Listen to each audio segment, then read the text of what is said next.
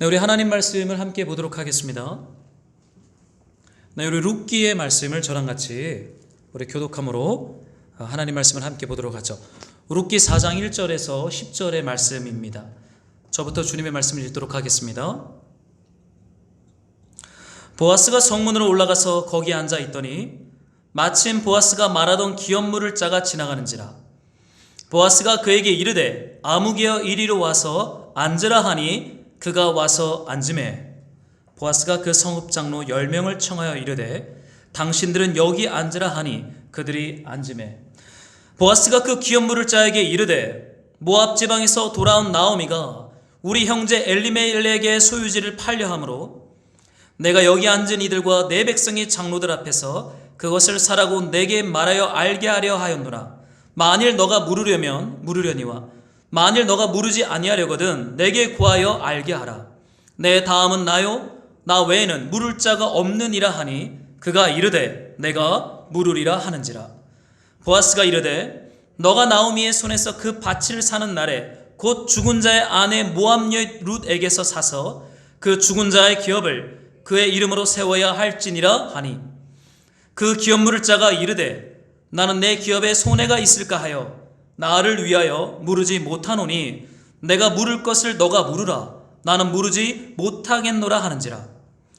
옛적 이스라엘 중에는 모든 것을 물으거나 교환하는 일을 확정하기 위하여 사람이 그의 신을 벗어 그의 이웃에게 주더니 이것이 이스라엘 중에 증명하는 전례가 된지라.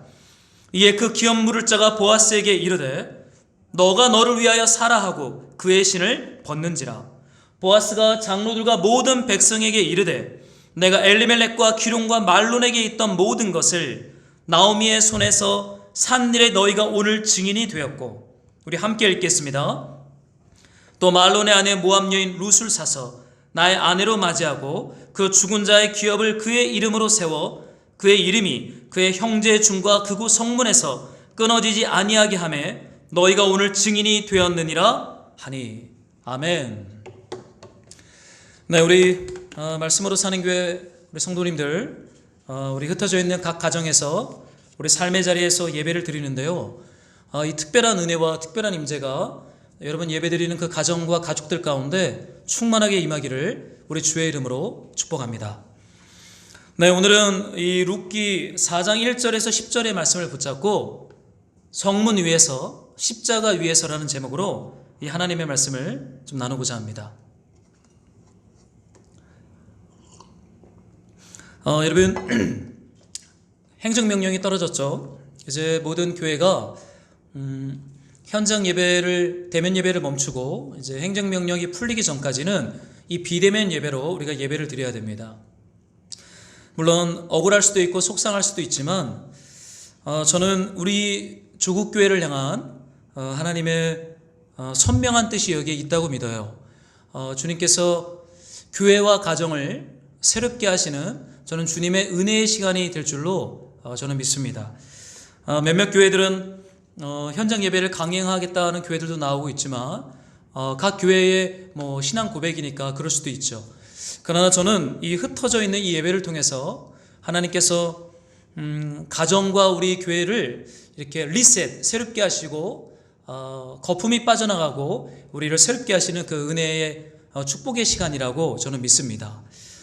여러분 오늘 이제 드디어 이 보아스가 성문 위로 올라갑니다.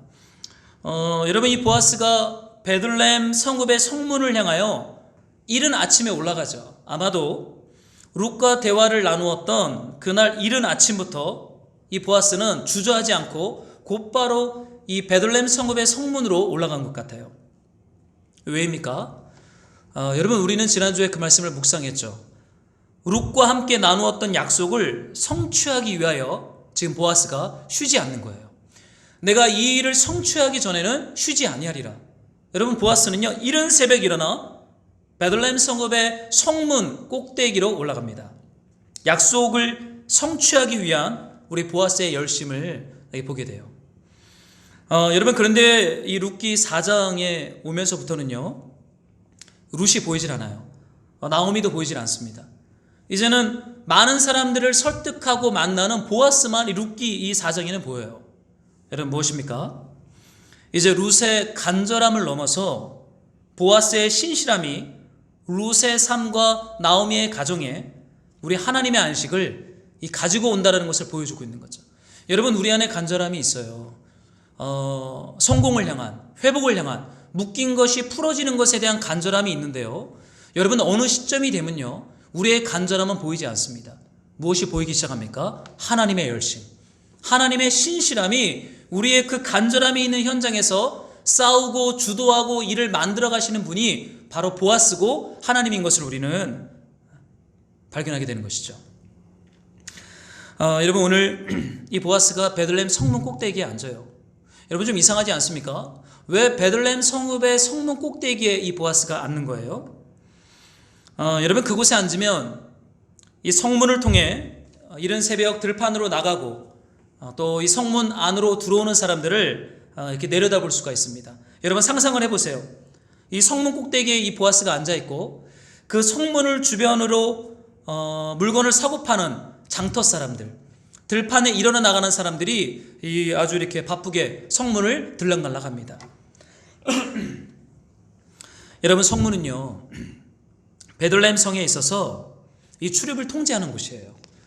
여러분 베들레헴은 이렇게 성읍입니다. 성곽으로 둥그렇게 둘러싸여 있어요. 입구는 몇 개 되지 않습니다. 그래서 여러분 이 성문 입구는요, 굉장히 중요한 통제하고 질서를 바로잡는 곳이 여러분 바로 성문이에요. 만약에 여러분이 성문에 문둥병이나 나병과 같은 전염성이 강한 부정한 병을 앓은 사람이 이 성문을 향하여 가까이 오면요, 문지기는 문을 닫습니다. 여러분 무엇이죠? 성문은요, 정한 것은 들어오고 부정한 것은 들어오지 못하도록 베들레헴 성의 거룩함을 보호하는 입구예요. 여러분 성문이요 있어야 돼요. 성문의 문이 망가지면 안 됩니다. 부정한 것과 정한 것이 마구 들락날락하면 베들레헴 성은 혼란스러워요. 질서가 없어요. 부정하게 됩니다.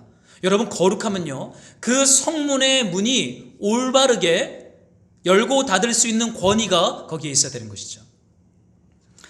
여러분 또한 이 성문은, 이 베들레헴 성문의 특징 중에 하나는요, 이 성문이 아래는 사람들이 들락날락하지만 그 성문 위로는 사람들이 모여서 대화하고 베들레헴 성읍을 향한 정책을 토론하고 하는 이 아고라 광장과 같은 역할을 이 성문의 위에 이 성루가 그 역할을 감당합니다.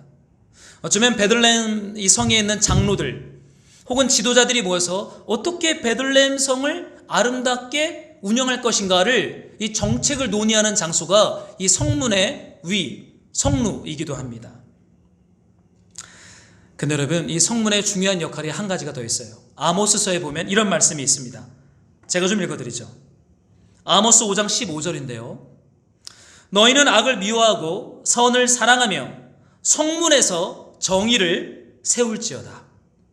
만군의 하나님 여호와께서 혹시 요셉의 남은 자를 불쌍히 여기시리라. 여러분 성문의 역할이 뭐예요? 아모스는 말하기를 성문에서 정의를 세울지어다.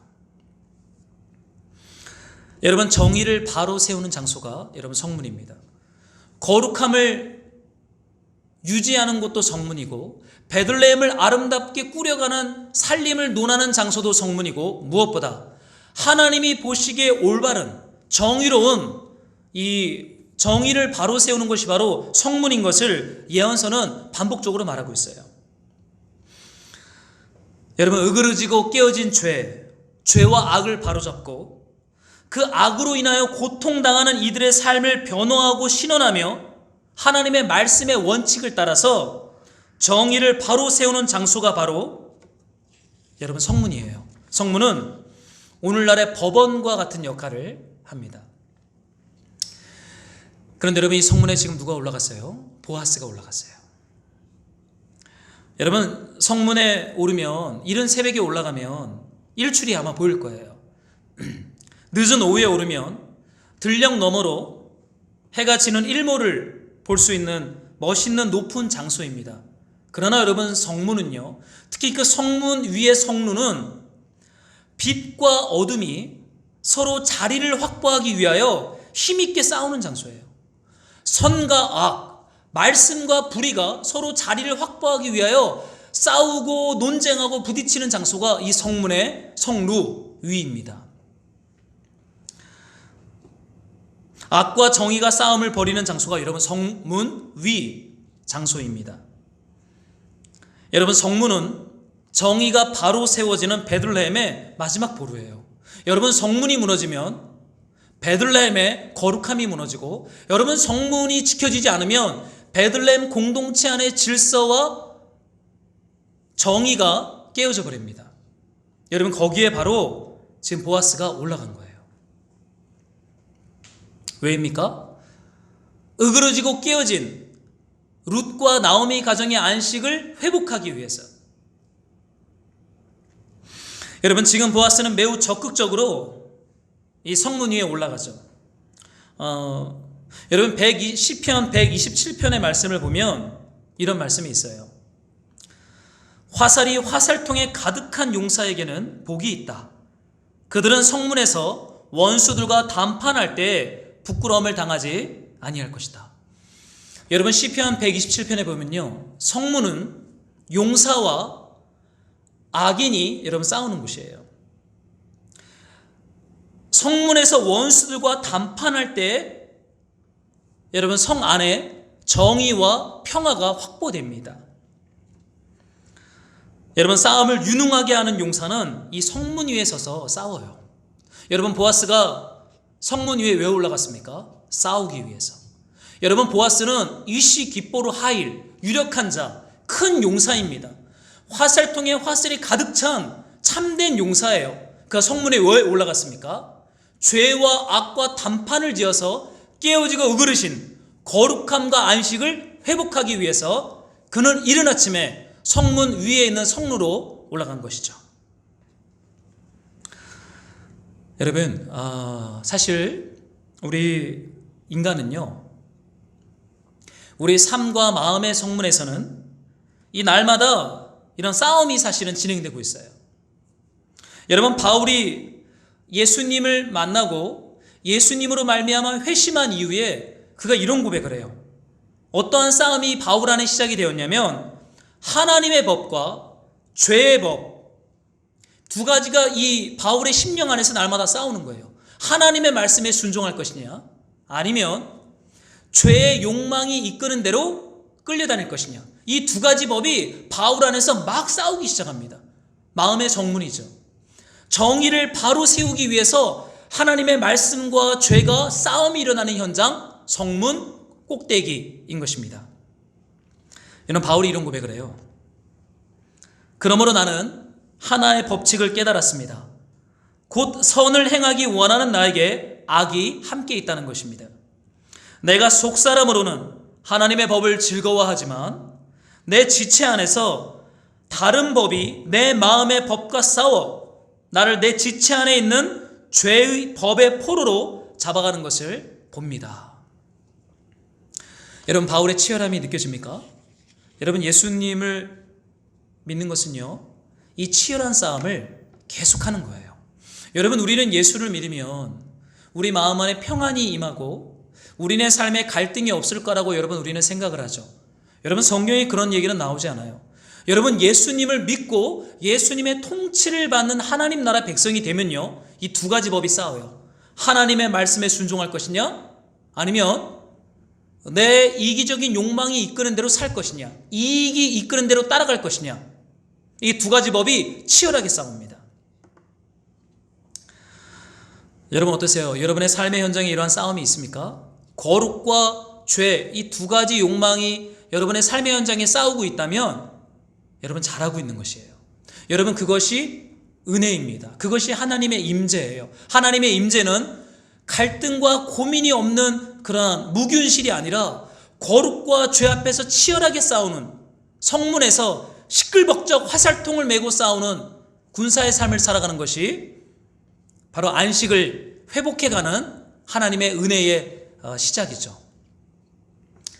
근데 여러분, 중요한 것은요, 베들레헴의 성문 위에서 진행되는 이 싸움의 현장에 여러분 룻이 없다는 거예요.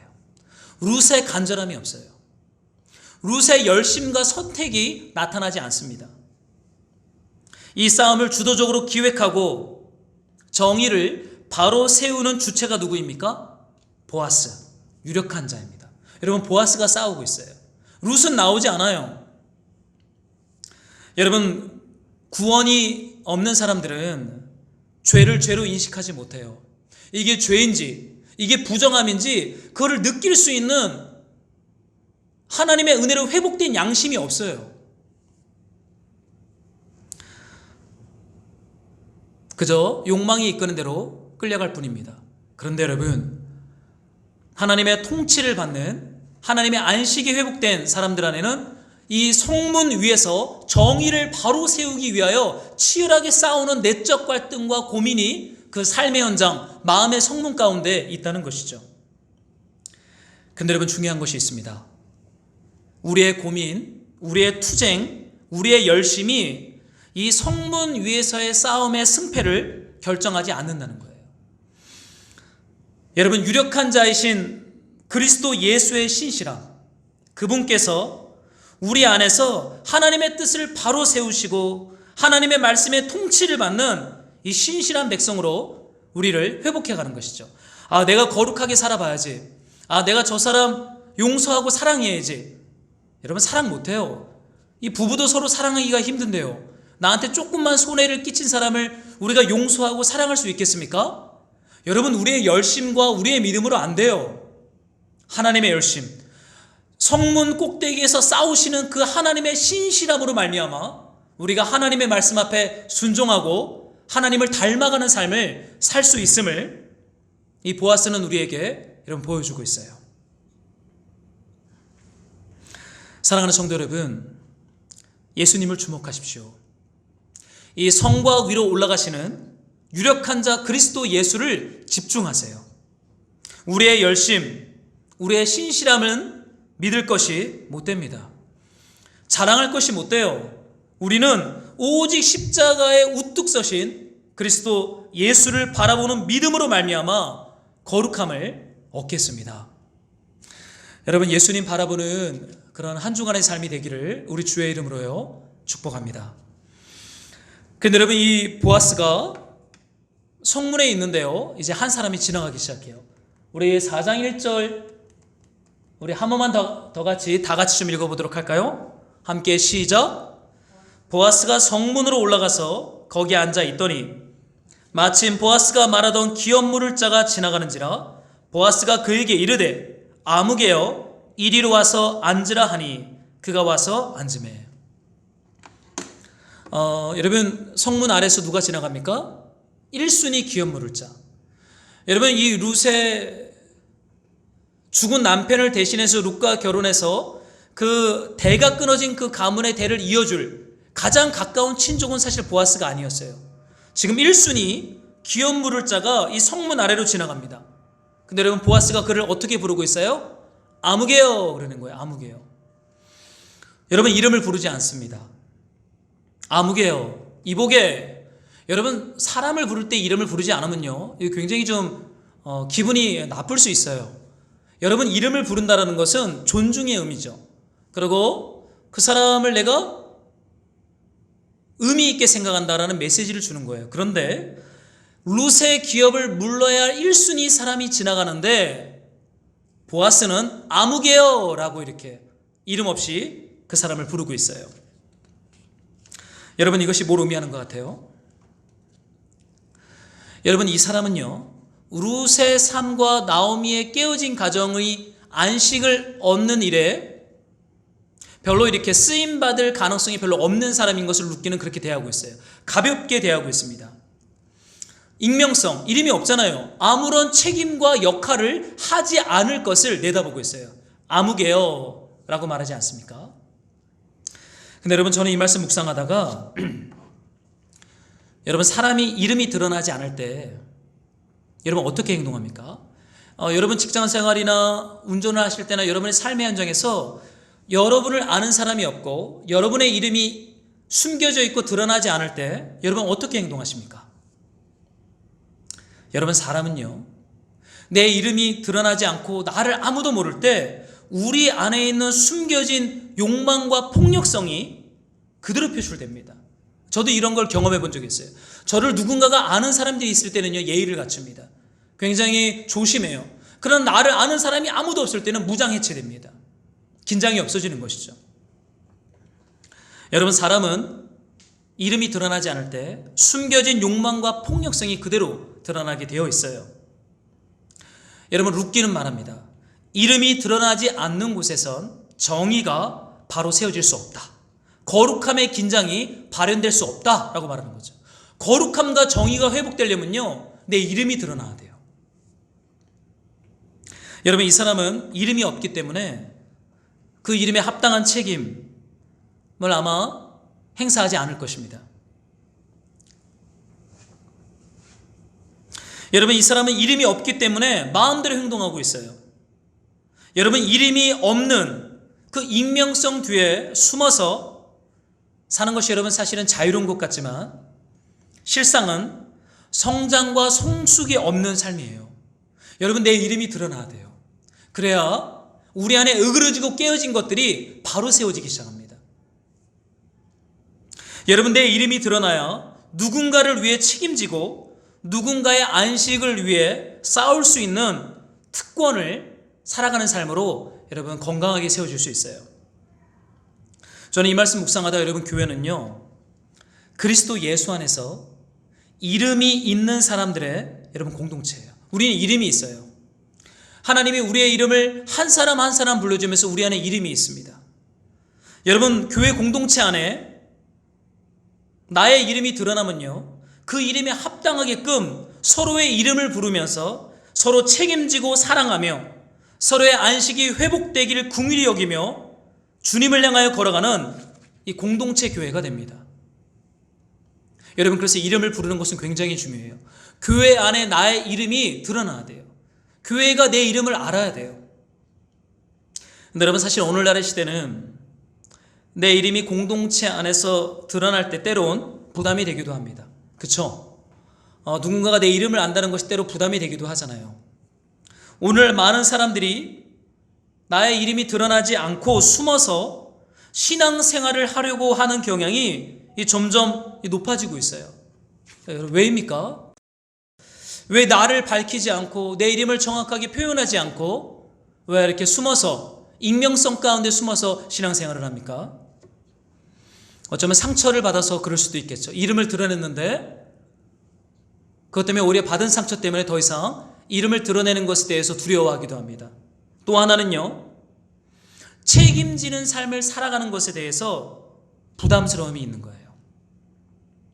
근데 여러분 기억하십시오. 교회는 예수님의 이름을 부르면서 동시에 나의 이름을 저 지체가 불러주고 나도 그의 이름을 부르면서 함께 그리스도의 남은 고난을 우리의 삶에 채워가는 곳이에요.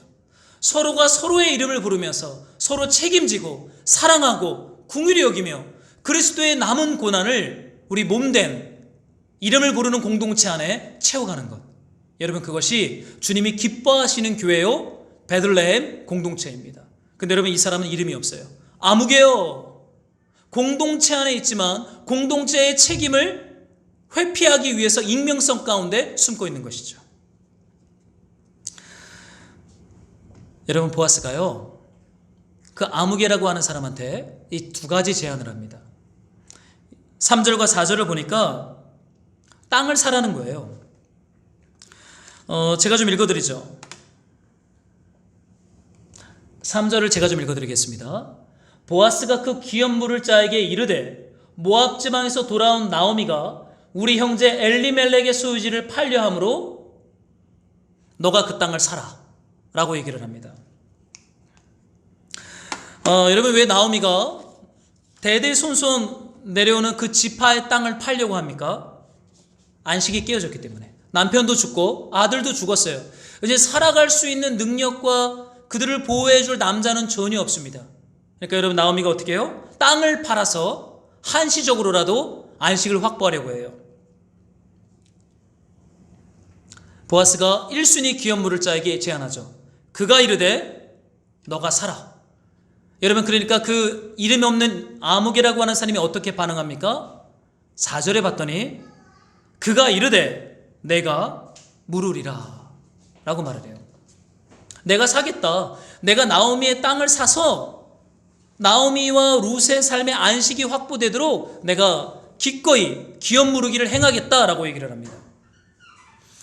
여러분, 땅을 무르다 할 때 이 단어는 구원이란 단어와 연결되는 단어입니다.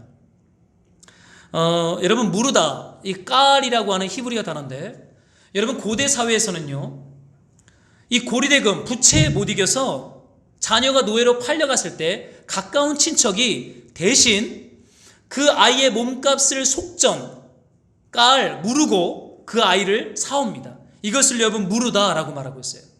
구원하다, 속량하다, 속전하다, 여러분 그런 뜻입니다. 여러분, 그런데요, 이 1순위 기업 물을 자가 흔쾌히 나오미 가정의 땅을 물을 것을 받아들여요. 근데 여러분, 왜입니까? 왜 이런 일을 해요? 여러분, 자신의 돈을, 큰 돈을 여러분 내야 합니다.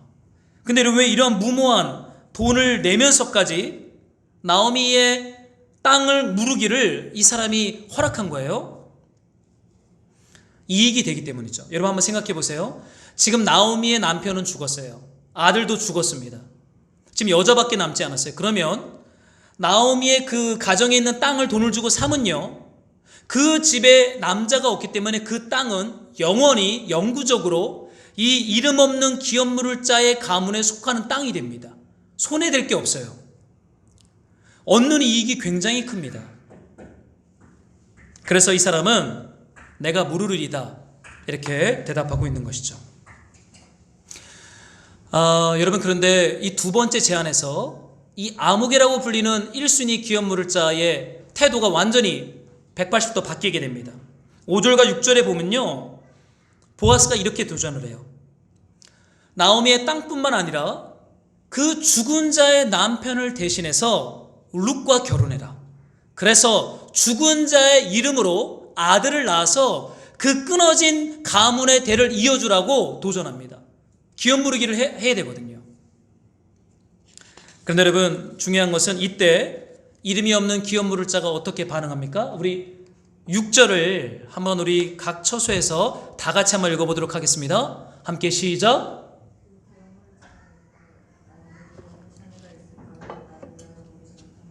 내가 물을 것을 너가 물으라. 나는 무르지 못하겠노라. 여러분, 1순위 기업 물을 자가 어떻게 반응하고 있어요? 나는 내 기업에 손해가 있을까요? 룻과 결혼하지 못하겠다. 나를 위하여 무르지 못하노니 너가 무르라 라고 얘기합니다. 여러분, 왜 그래요? 왜 나오미의 땅을 무르게 할 때는 기꺼이 흔쾌히 무른다고 허락했다가 룻과 결혼해서 죽은 자의 이름으로 아들을 낳아 대를 이어주라고 하는 이 두 번째 제안 앞에서는 이 이름 없는 1순위 기업 물을 자가 거부를 합니까? 6절에 이렇게 말하고 있어요. 내 기업에 손해가 발생할 것이기 때문에 거부한 것입니다. 여러분, 생각해 보십시오. 이제 룻과 결혼하면 아들을 낳아야 돼요. 그게 여러분 기업 무르기입니다. 근데 그 아들을 낳아도 그 아들이 내 아들이 못 돼요. 죽은 엘리멜렉의 이름으로 나오미 가정의 아들로 귀속이 됩니다. 여러분, 그러면 이제 나오미 가정에 아들이 생긴 거예요. 그러면 그 땅도 어느 시간이 지나면 내 땅이 되지 않고 다시 그 나오미의 가정의 그 아들의 소유로 넘어가게 됩니다. 땅도 넘어가고 아들도 넘어가요. 여러분, 큰 돈을 썼어요. 그리고 수고하고 노력했어요. 이 사람에게 남는 것이 무엇입니까? 아무것도 없어요. 땅도 남지 않고 아들도 남지 않아요.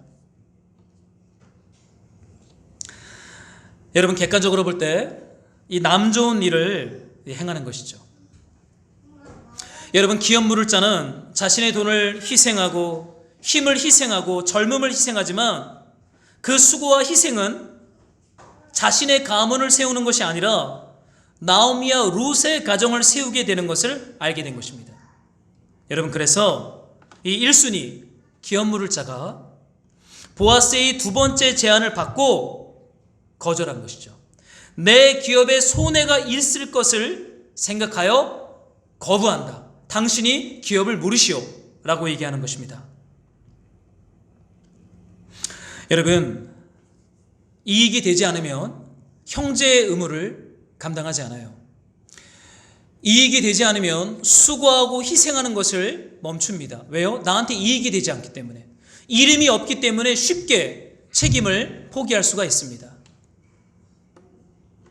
저는 이 아무개라고 하는 1순위 기업물을 자를 묵상하다가요, 어쩌면 이 땅의 교회들이 이 아무개라고 하는 사람의 모습으로 세상으로부터 아무개요 라고 우리가 불리고 있지는 않은가 좀 돌아보게 돼요. 여러분, 세상이 이 땅의 교회를 뭐라고 부릅니까? 여러분, 세상이 크리스천을 뭐라고 부릅니까? 이름 없이 그냥 아무개요 라고 부르고 있지는 않습니까? 주님의 언약 백성 공동체가 수고하고 희생을 하는 것이 나에게 이익이 될 때만 수고하고 희생하고 있지는 않습니까? 며칠 전에요, 제가 퇴근을 하고 저희 집에 이제 들어갔는데 아무도 없는 거예요. 그래서 이제 우리 아이들이 놀이터에 갔구나 해서 제가 퇴근하자마자 곧바로 놀이터로 갔습니다. 그 동네 아이들이 모여 있어요. 이제 그 중에 그 쌍둥이 아이들이 있는데 저희 큰딸이랑 자주 노는 아이들입니다. 가니까 이제 애들하고 제가 막 이렇게 아이들을 들었다 놨다 같이 놀아주고 있는데요, 그 쌍둥이를 낳은 그 우리 아파트 단지에 있는 아이 엄마가 우리 놀이터는요, 놀이터가 이렇게 있으면 옆에 치킨집이 있습니다. 치킨집 유리창으로 아이들이 노는 걸 볼 수가 있어요. 근데 그 엄마가 그 치킨집에서 이렇게 술을 먹고 있었어요. 애들 키우는 게 뭐 유치원도 못 보내지고 너무 힘드니까 유리창 밖으로 아이들을 보고 본인은 치킨집에서 이렇게 치킨과 이렇게 맥주를 마시고 있었습니다. 근데 너무 힘들어하니까 이제 아내가 그 자리에 앉아서 이제 얘기도 들어주고 이야기도 들어주고 있었어요. 근데 이제 남자들이 퇴근을 해서 그쪽 집 아빠도 오고 저도 갔습니다. 이제 이분이 나오신 것이죠. 이제 많이 취하셨어요. 이제 이런저런 얘기를 하다가 교회 얘기가 나왔어요. 나는 이 기독교 너무 싫다고, 교회가 너무 싫다고 그런 얘기를 합니다. 교회 때문에 너무 힘들다고 그런 얘기를 해요. 제가 그 얘기를 듣다가요, 왜 교회를 싫어할까? 여러분, 어쩌면 우리가 이 아무개처럼 나에게 이익이 될 때만 수고하고 희생하기 때문에 세상으로부터 이름 없는 아무개요라고 하는 대접을 받고 있는 것은 아닌지 좀 저를 좀 돌아보게 되었습니다. 사랑하는 성도 여러분, 교회는 이름이 있어야 합니다. 이름이 있다라는 것은 수고하고 희생하고 책임을 지는 삶을 살아가는 것이에요. 근데 그것이 보통 나에게 이익이 되지 않아도 형제로서의 의무를 감당하는 것이 하나님께서 찾으시는 베들레헴 공동체인 것을 발견하게 되는 것이죠. 근데 여러분, 이 기업 무르기를 포기한 그 사람에게 여러분, 보아스가 그 사람이 어떻게 행동합니까? 8절에 보니까 이상한 행동을 해요. 제가 좀 읽어드리죠. 이에 그 기업 물을 자가 보아스에게 이르되 너가 너를 위하여 살아 하고 그의 신을 벗는지라. 여러분, 형제에게 행해야 할 수고와 희생의 의무를 포기해요. 나에게 이익이 되지 않는다고. 그리고 나서는요, 신발 한 짝을 벗어서 보아스에게 줍니다. 이상하죠? 저는 그거 이상하더라고요. 아니, 그냥 기업 무르기를 포기하면 되지 왜 신발을 벗어? 여러분, 한번 생각을 해보십시오. 지금 이 성문 위에는요, 10명의 장로들이 있고 보아스가 있고 아무개라고 하는 1순위 기업 무를 자가 있고, 성문 아래에는 그 광경을 보고 있는 동네 사람들, 장도 사람들이 우르르 모여 있습니다. 그런데 여러분, 이 아무개라고 하는 이 기업 무를 자가 자신이 해야 할 형제에 대한 의무를 포기해요. 그러고는 신발 한 짝을 벗어서 보아스에게 줍니다. 여러분, 그 광경을 사람들이 다 보는 거예요. 집에 돌아갈 때 어떻게 돌아가야 됩니까? 한쪽은 신발을 신고 한쪽은 신발을 벗은 모습으로 외발로 뒤뚱뒤뚱거리며 베들레헴 성 안에 있는 자신의 집을 향하여 걸어가야 돼요. 저는 여러분, 이거 묵상하다가 얼마나 창피할까. 이 동네 사람들이 그 사람을 뭐라고 평가할까. 신발을 벗어서 포기한 사람이라고 얘기하겠죠. 이름도 없어요. 형제로서 해야 할 의무를 포기하고 신발을 벗고 뒤뚱뒤뚱 걸어가는 사람. 동네 공동체에서 창피를 당하고 망신을 당하고 수치를 당할 수밖에 없었을 것 같아요. 여러분, 사실 이 규례는 신명기 25장에 있는 규례예요. 형제가 형이 일찍 죽고 형수가 아들이 없을 때 그 동생이 형을 대신하여 형수와 결혼해서 아들을 낳아 그 가문을 이어줘야 하는데 만약에 그것을 거부하잖아요. 그럼 신명기 25장은 그 동생을 성에 있는 장로들에게 데려와서 다시 한번 권면하고 거부하면 그 형수가 그 시동생의 신발 한 짝을 벗기고 그 얼굴에 침을 뱉는, 그렇게 하라고 하는 규례가 신명기 25장에 나옵니다. 지금 이 보아스에게 신발 한 짝을 벗어준 행위는요, 신명기 25장의 말씀을 그대로 적용하고 있는 것이죠.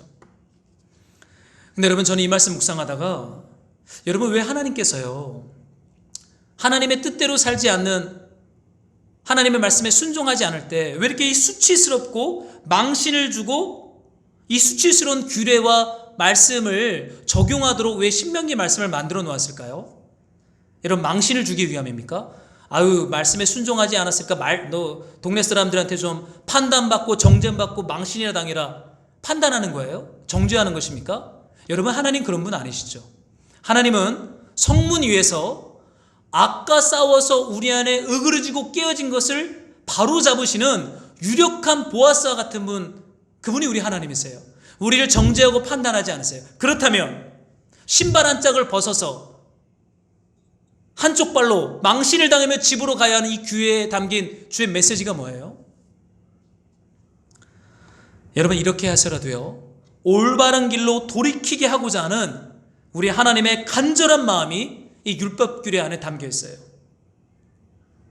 여러분, 하나님은요 이 성문 위에서 안식을 잃어버린 룻과 나오미의 삶을 회복하는 것에 집중하고 있지만, 그뿐만 아니라 무늬만 언약 백성이지만 이름 없이 숨어서 자신에게 이익이 되는 것만을 추구하며 사는 아무개라 불리는 그 한 사람 안에 있는 죄와 악을 제거하시고 바로잡고 계시는 것입니다.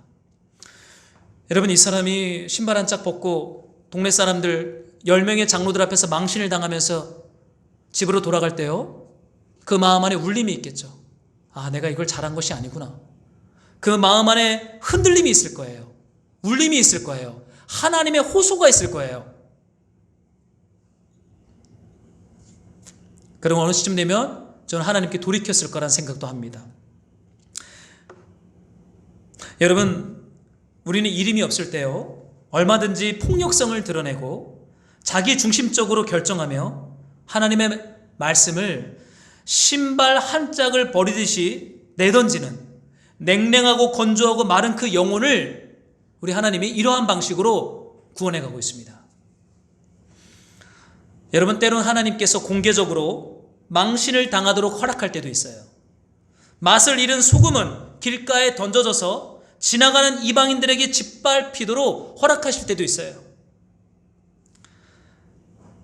여러분, 오늘날 이 땅의 교회들이 얼마나 세상으로부터 수치를 당합니까? 아무개요 그래요. 우리한테 아무개요 이렇게 얘기를 합니다. 그러나 기억하십시오. 그 이면에 성문 위에서 용사처럼 우뚝 서셔서 우리 안에 있는 죄와 악을 제거하시고 하나님의 말씀의 맛을 다시 회복해 가시는 그 하나님의 간절함이 여러분 그 행동들 안에 숨겨져 있어요. 하나님은 우리를 정죄하거나 판단하거나 징계하는 것이 목적이 아니라 우리를 바로 세우시고 살리는 것이 하나님의 목적입니다. 참 이 사람 너무 안타깝죠. 그 자신에게 이익이 되지 않는다고 너무 빨리 계산하는 걸 통해서 아름다운 룻을 놓쳤고 역사 가운데 예수 그리스도의 족보의 조상으로 오르는 영광을 잃어버립니다. 여러분, 이제 드디어 보아스에게 룻의 기업을 물을 권리가 객관적으로 왔어요. 1순위 기업 물을 자가 거부했어요. 신발 한 짝을 내어 던졌어요. 너가 기업을 물으라 하면서 보아스에게 권리를 양도했습니다. 근데 여러분, 한번 생각해 봅시다. 보아스가 이렇게 얘기를 하죠. 여러분, 10절인데요 우리 한번 10절을 다 같이 한번 한 목소리로 읽어보겠습니다. 시작.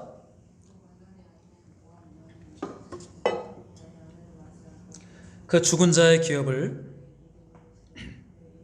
그의 형제 중과 그곳 성문에서 끊어지지 아니하게 하며 너희가 오늘 증인이 되었느니라 하니. 여러분, 보아스가 이제 룻을 사고 나오미의 땅도 사기로 여러분 결정합니다. 여러분, 많은 돈이 들겠죠.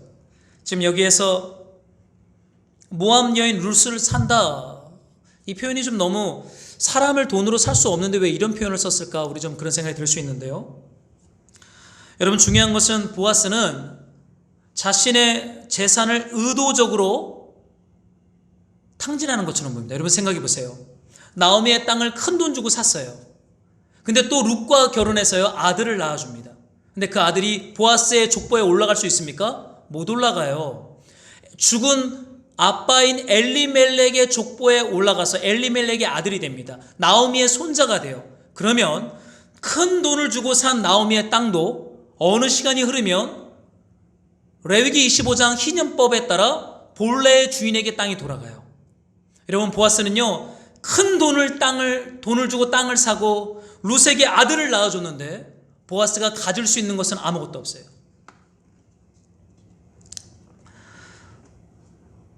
매우 의도적으로 재산을 탕진하는 보아스를 봅니다. 여러분, 누가 보아도 이거는요, 보아스는 장사꾼이 아니죠. 남는 장사를 해야 되는데 잃는 장사를 하고 있어요. 남는 게 하나도 없어요. 돈도 잃고 아들도 잃고 수고하고 희생을 합니다. 여러분, 그런데 보아스, 그에게 남는 것이 있죠. 무엇이 남습니까? 땅도 나오미의 가정에 돌아가고 아들도 나오미의 족보에 올라갑니다. 그럼 보아스에게 남는 게 뭐예요? 모압 여인 룻입니다. 룻을 얻어요. 그녀가 보아스의 신부로 남는 것이죠. 보아스는 자신의 재산을 탕진하면서까지 이방 여인 룻과 결혼하고 싶은 열정으로 가득 차 있어요.